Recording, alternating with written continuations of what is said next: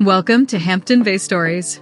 If you enjoy this series, we invite you to subscribe to our channel or check out our books on your favorite online book retailer. Your story is called Made to Marry. It is an origin story for tailor-made love by Denise Nichols. In the quiet hills above Fort de France, the narrow road to Francois and Gille Chancellor's house twisted between fruit trees and tired stone walls. The taxi's suspension creaked with every bend. Céline Girard sat in the back seat, legs crossed, perfume too strong for the close air.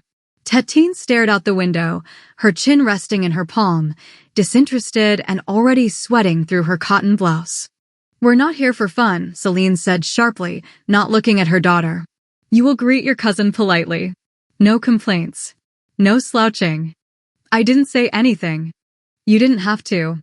They reached the end of the street, and the Chancellor house appeared in the style of most upper-class homes in Martinique. Francois was not rich, but he was well-off. He was a politician, and his son, Gille, had plenty of ambition. Gille would be more wealthy and more powerful than his father. The house had shuttered windows. Bougainvillea clawed up one side, and the roof tiles shimmered like baked clay. The taxi stopped and Céline leaned forward to survey the property. Then, she paid the driver without a word. She smoothed her skirt, adjusted her blouse, and finally turned to look at Titine. "You are a Girard. Be silent, be sweet, and remember who you are." Perrine answered the door with a wide grin and a glass of wine already in her hand. "Céline." "It's been years," she cooed, dragging her cousin into a kiss on each cheek. "You're thinner. It suits you. And this, ma chérie, this must be Leontine." Titine offered a limp handshake. "She goes by Titine now," Céline said coolly. "It's a phase." "Is it?" Perrine gave her a sugary smile. "You're very serious for a little one." Titine blinked once. "Gille is on the back terrace," Perrine said. "He's leaving soon, so you caught him just in time." "For what?" Titine asked flatly.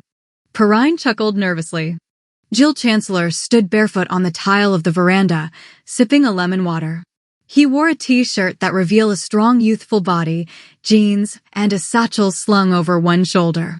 His skin was tanned by the strong Caribbean sun, and his hair was an auburn curly mop. At 22, he already looked exhausted by everyone around him. When he heard the French door open, he turned and nearly dropped his glass when he saw the child. "You've got to be kidding," he muttered. "Gille," Perrine called from behind. "This is Céline. She is your cousin Céline's girl." Céline stepped forward, smiling graciously. "Gille, I remember when you were smaller than her. You used to follow Leon around with your little notepad, always scribbling." Gille nodded absently. "That was before cousin Leon died, right?" The air turned sharp. Céline's smile didn't falter. "Yes," she said. "It was before." Titine walked forward, bored already. "You're the smart cousin?" Gille stared at her, then gave a short laugh. "That's what they say." "I don't like your house," she said. "That makes two of us." Céline moved toward the railing, admiring the view of the bay. "You're still planning to leave?" "My flight departs in 3 weeks," he said, eyes never leaving her. "The department allowing me to finish early. Philosophy and math." "You'll be missed here," Perrine offered. "I will be fine." He finished his water and turned to Titine. "Why are you here?" Titine shrugged. "My mom made me." He looked at Céline. She smiled. "Family matters." As the afternoon dragged on, the heat clung to every surface. Inside, Titine sat stiffly on the edge of a couch as Perrine poured juice into a cracked glass. Gille stayed outside, reviewing his notes and pretending not to listen. "She doesn't really play with other children," Céline said delicately. "She's different." "She seems bright," Perrine said. "She's gifted," Céline corrected. In the next room, Gille rolled his eyes. When they finally left, the air outside had cooled just enough to breathe. The taxi was late, so Céline and Titine stood at the gate in silence. "He doesn't like us," Titine said quietly. Céline placed her hand on the girl's shoulder. "Not yet." Later that evening, the light was changing. Heavy clouds rolled inland from the coast, coating the Chancellor home in a strange gray glow. Perrine had drawn the shutters halfway closed, but the hum of the island still crept through the louvered slats. Gille stood by the dining room table, arms crossed, jaw set. Perrine, across from him, held her wine glass like a weapon. "She is a child, Mère," he said, slowly, clearly, as if speaking to a stubborn student. "She will be a woman soon," Perrine snapped. "And she is from good stock." Gille stared at her. "Mère, we are related." "That is disgusting." "She is from a good bloodline. She have the best education. Her mother raised her well. That child will bear strong children one day. You're talking about her like she's chattel." Perrine stepped forward, indignant now, flushed from the heat or the wine. "And you talk like a boy with no sense of duty. Do you think your grandfather had the luxury of marrying for love? This is how things are done in better families. You cannot marry a commoner." "Mère," he said tightly, "this isn't 1860. Perrine gave a short, sharp laugh. "Well, perhaps it should be. Young people today are entitled, idealistic, and directionless. You chase dreams in books, in America, while your family legacy bleeds out in the dirt here." Gille walked away from the table. "There is no legacy. There's just dust and debt and a mother who thinks it's appropriate to throw a 9-year-old at her cousin like bait." The silence following that comment was thick. Outside, the wind was picking up. The front door creaked open. A moment later, Gille Chancellor, tall, tan, and tipsy from his stop at the bar across from his office, stepped into the house with a plastic box of wine and liquor and a look of slow confusion. "Storm's moving in," he said. "What's going on?" Neither of them spoke. But the heat in the room was heavy and impossible to miss. Francois set the box down on the kitchen counter and looked between his wife and son. "Gille." "I'm going to my room," Gille said. "Good idea," Francois muttered. Perrine exhaled as Gille disappeared down the hall. Gille's bedroom was simple, clean, utilitarian, with the volumes of books that lined the bookshelves and an oscillating fan that clicked every 3 seconds. The floorboards groaned under his feet as he walked toward the bed. He threw his duffel down and opened the side pocket. From it, he pulled a folded envelope. Cream-colored. Fine paper. Hampton Bay Naval Academy embossed at the top left corner. He'd been accepted to graduate school. He held it in one hand and his bank book in the other, scanning the neatly inked transactions. He'd been saving since he was 15. Tutoring. Selling textbooks. Odd jobs at the docks when no one was looking. His mother would have been mortified. The total stared back at him. It would be tight. He had enough for the flight, the deposit, the boots, and the uniform and lab fees, but he had not found housing. International students were low on the list. He rubbed his forehead. Then, almost without thinking, he reached under his bed and pulled out a second envelope, this one older. No return address. Just a scrawled line in French on the back, "Pour K2 parties. So that you may leave." Inside there were 3 crisp 100-franc notes. He wasn't sure who had sent it. He suspected Henri, but he never asked. But tonight, he was grateful. The storm finally arrived, sudden and loud. Rain pattered against the shutters like impatient fingers. Perrine sat in the parlor, unmoving, wine untouched now. In the guest book by the front door, Celine's name was still visible in thick blue ink. She had signed it with her old married name, Celine Girard. She hadn't brought Titine to play. She had brought her to plant a seed. And Perrine, whether she admitted it or not, had started to water it. A decade had passed. The afternoon was humid and golden, light flickering through banana leaves. The humidity clung like perfume, and the distant clink of tools echoed from the southern ridge, where the old habitation rose from ruin. Gille wiped his face with the hem of his shirt. The sweat stung his eyes, and his hands smelled of lime mortar, soil, and eucalyptus.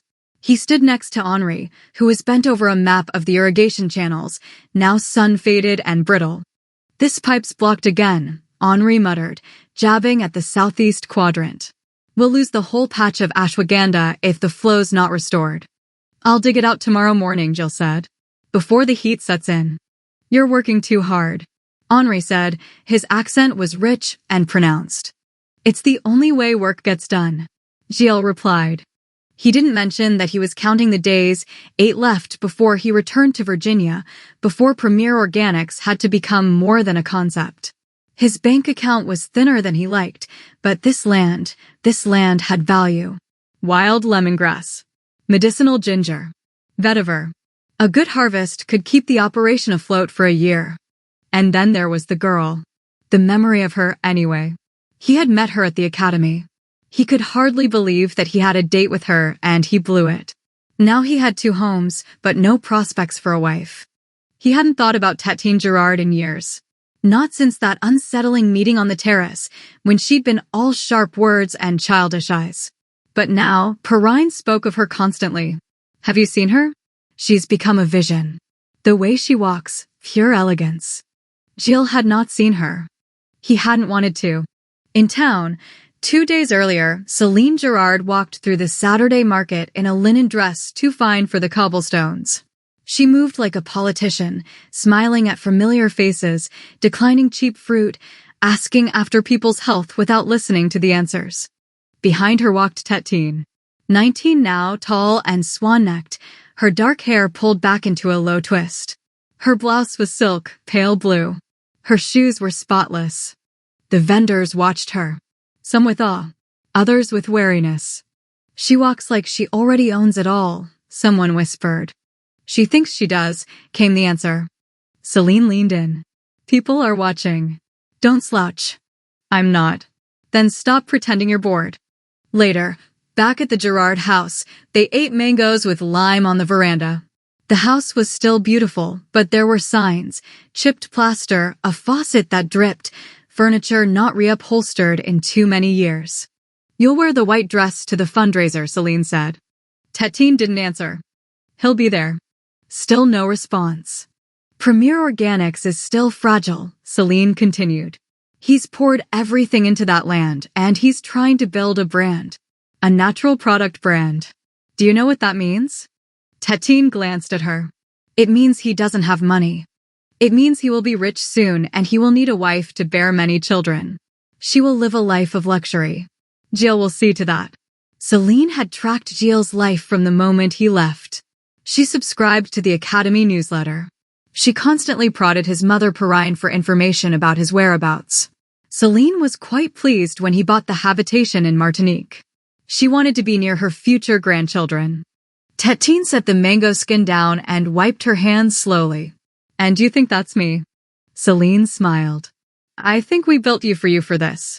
He will do great things, that one. He has the will of his great-grandfather who led an uprising on this island. The day had bled into gold and then into blue. By the time Gille washed the dust from his hands and walked back up the path toward the main house, the air had thickened into syrup.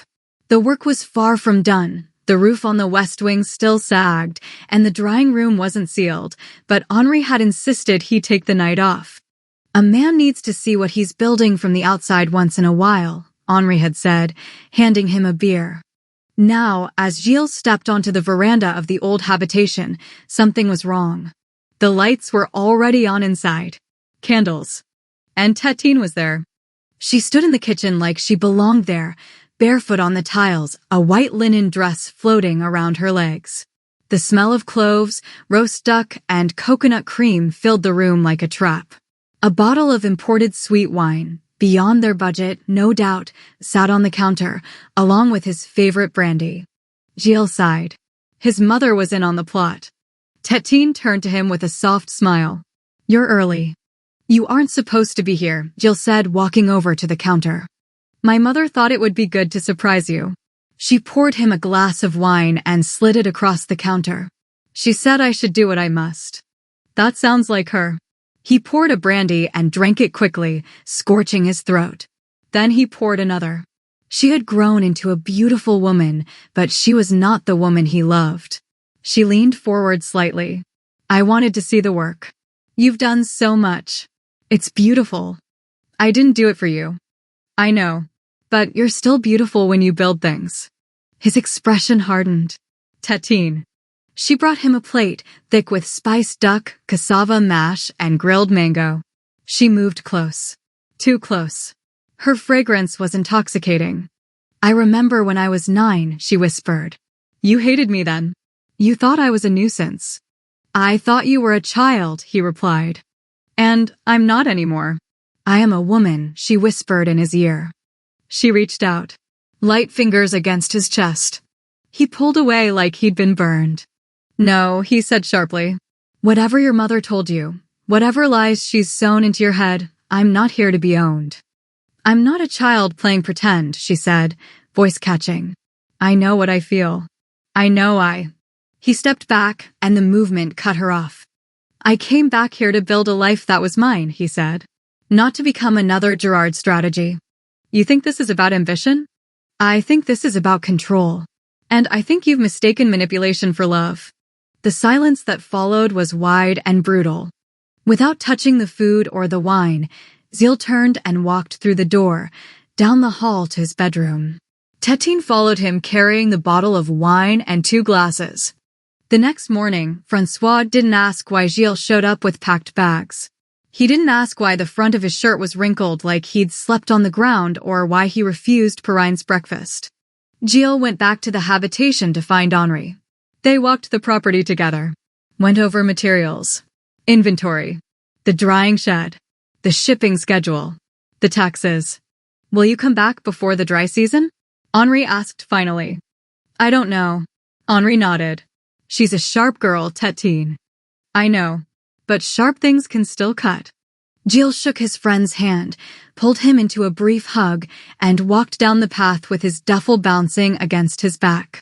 That night, Hampton Bay, Virginia, the lights in the small cottage glowed warm against the salt air. Gille, no longer Gille now fully, dropped his bag and lit the kettle. The radio played a song in soft Creole French, and the scent of the sea drifted through the open window. He pulled the Hampton Bay Naval Academy letter from a drawer, creased now, and placed it back inside his desk. This one was an offer of employment. The Lexington was being retired, and Gille felt like that was his fate as well.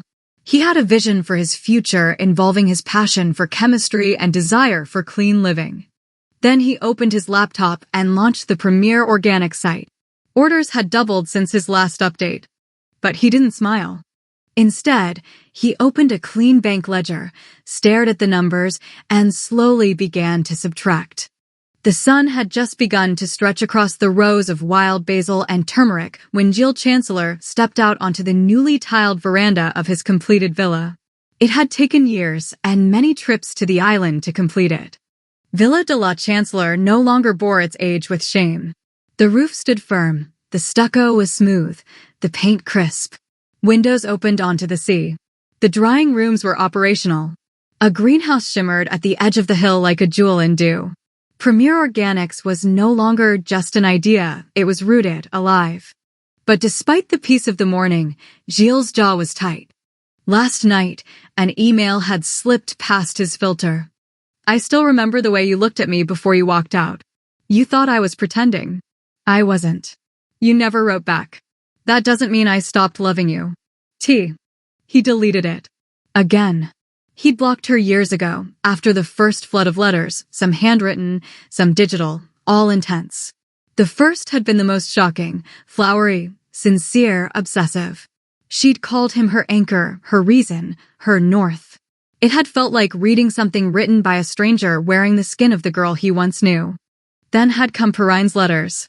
Always tied in ribbon. Always smelling faintly of violets. You're wasting your name. What is a man without a legacy? You owe us a future. She is still waiting for you.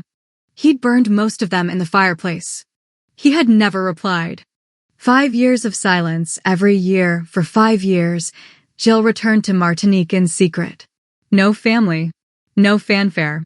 He worked with local contractors for plumbing and electrical. He and Henri did the rest. Henri had never asked questions. The villa grew slowly, deliberately. He stayed in the hills, rarely going into town.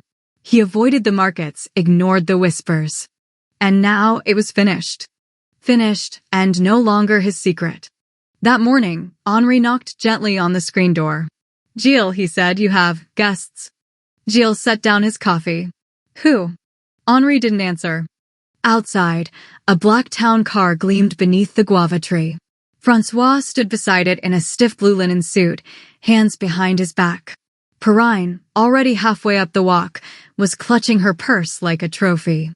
"Surprise," she called, as if it were charming. Gille didn't move. Perrine stepped onto the veranda and gave a long, sweeping look at the house. "So this is what you've been hiding from us all these years." "It wasn't hiding," Gille said. "It was peace." Francois grunted. "It's well done. Better than I expected." Gille nodded at Henri, who melted silently into the background. "You built this alone?" Perrine asked, stepping into the doorway. "Yes." "No investors?" "None." She turned slowly. "It's a big house, for one man." "It's not yours," he said, voice cool. "I never said it was," she replied, brushing imaginary dust from her blouse. "But family is family. And this villa, it's still part of the Chancellor land. Your father agrees, don't you?" Francois looked at his son. "We didn't know you were back." "I preferred it that way." Perrine moved to the window, admiring the view. "It's lovely. Not too far from the coast. Dry, but fertile. I could be very comfortable here." Gille's stomach turned. "You're not staying here." Her smile was syrup. "But darling, I already am." It was afternoon. The sun was blazing, the scent of hibiscus heavy in the air. The wind stirred the tall grasses as the old rusty truck car turned off the main road and climbed the gravel drive toward the villa at Gille Chancellor. At the crest of the hill, the house came into view, pristine as ever, white shutters open, the blue Caribbean sky mirrored in its windows. They were already waiting. On the porch, 5 women stood like sentinels from a family painting. Titine, at the center, radiant in a coral dress that hugged her waist and fluttered at her calves. Her hair hung down her back, a gold earring glinting in the sun. To her left, Celine, composed, hands folded like a patient general. To her right, Perrine, matriarchal and smug. Behind them, Drexine and Alexandrine, perfumed and poised, like living ornaments. Gille saw them all before the truck had even stopped. Inside the truck, Gille bounced about. It was time to inspect the suspension. Gille adjusted the cuff of his sleeve, exhaled slowly, and prepared to face the gauntlet. But before the driver could open the door, a tap came at the window. "Perrine." He pressed the button. The window whirred down halfway. "You're late," she said brightly. "You're trespassing," he replied. She smiled as if he'd said something charming. "Don't be ridiculous. We've kept the house alive in your absence." "I never asked you to." "Well, we've prepared something. A welcome." Gille looked up at the porch again. The beautiful women stood motionless, silent. He said nothing. The driver opened the door. He stepped out slowly, eyes on Titine. She didn't speak, she only smiled, slow and soft, like something blooming in time-lapse. He hadn't seen her in nearly 5 years, and the transformation was impossible to deny. She was elegance incarnate. And still, his stomach turned. "Welcome home," Celine said. "This isn't my home," Gille replied. "Then why did you come back?" Titine asked gently. He looked at her then. Really looked. She wasn't the girl who had pressed wine into his hand. She was a woman now, sharper, smarter, quieter. Still waiting. Still burning. "I came to sell it," he said. The words hit like a bell through the air. There was silence. Perrine blinked. "You wouldn't dare." "I've had offers. Premier Organics will relocate. The land's worth more now than when I started." "You're bluffing," Celine hissed. But Titine stepped forward, cutting through the noise. "You don't have to sell it," she said. Her voice didn't tremble. "We can make this work." "There is no we, Titine." Her eyes darkened. "You don't even know who I am now." Gille paused. "And then, I know exactly who you are. You're the girl they built. I am a woman, now. Only on the outside. I read your correspondence. You bought into this notion that we must align to preserve the bloodline. It is an antiquated notion and, quite frankly, I find it repugnant." She flinched and stepped back. The silence returned, sharper this time. Even Drexine and Alexandrine stepped back, unsure of where to look. "You've become everything they ever wanted," he said. "Beautiful. Cultured. Obedient. Strategic. Made for marriage." He stepped closer. strategic, made for marriage. But you were never the one I desired. She lives in America. He paused and looked away. The pain was too much to bear. He had her in his arms, and he lost her. Her lips parted, but no sound came. You can't love someone you were trained to catch, Titine. And I won't be caught. He turned, walked back toward the car. Perrine reached for his arm. I want a grandchild, she hissed. Gille stopped. I want peace, he said. And I choose me. The car door shut. The engine roared to life. And as the car drove down the gravel path, the women watched in silence, their perfect tableau unraveling in the hot wind.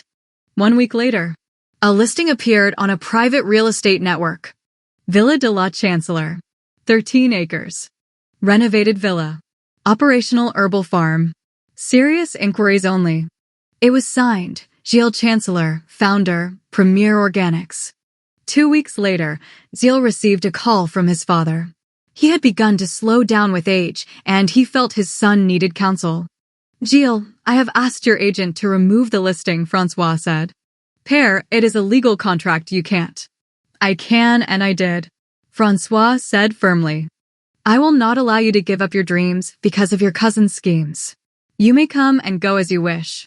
There will be no more interference, Francois added. Gille calmed down. He had spent most of his savings restoring the habitation and planting crops. He did not want to start over. You are right, Père, was all he said. One last thing, you must try to be more discreet with your trysts. Your mother would be mortified if she found out. Gille froze. He thought he had been discreet with his relationship. It was not serious, but she lived on the island which Gille thought was more private. Still, he knew his mother would never approve of the woman he had taken as a lover. Yes, of course. This is all good advice, Père, Gille said. Au revoir, my son, Francois said softly. Thank you, Père, Gille said and ended the call. It would be unwise to try to start over. He had invested too much time and money into his property. He looked at the computer screen. He had his first inquiry. Gille knew it would only be a matter of time before he would begin building his fortune. Céline had known it as well.